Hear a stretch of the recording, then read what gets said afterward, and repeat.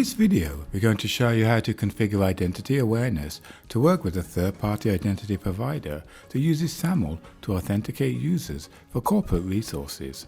Before starting, make sure you have a SAML application configured on the third-party website and have downloaded the Federation metadata file. Your security management server has access to the internet, and the policy allows IDA-enabled gateways to access your third-party identity provider. Let's get started.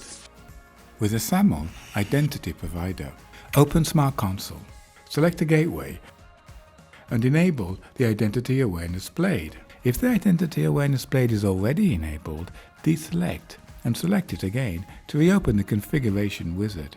Deselect AD Query and select Browser-Based Authentication, and click Next, and select I do not wish to configure an Active Directory at this time.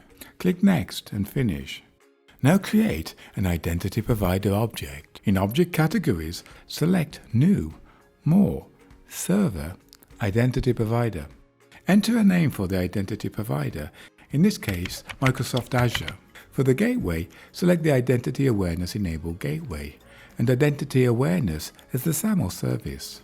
Click the icon next to the Entity ID to copy it, and paste it into a text file. Do the same with the reply URL, and add them to the SAML configuration of your third-party identity provider.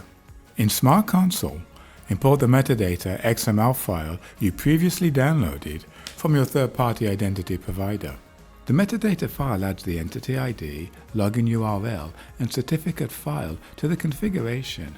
Note that not all third-party websites provide a metadata file, and you may have to copy and paste these values manually.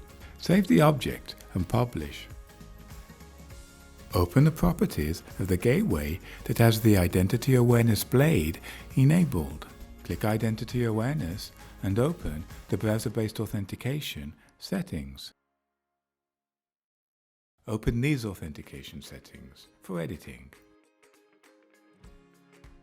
In the Authentication Method area, select Identity Provider and add Azure from the drop-down list. Click OK and publish. To use the SAML Identity Provider, you must create an access role that gets users, groups, and machines from the third-party site. Add the access role to the source column of a rule where the action is accept display captive portal, and publish.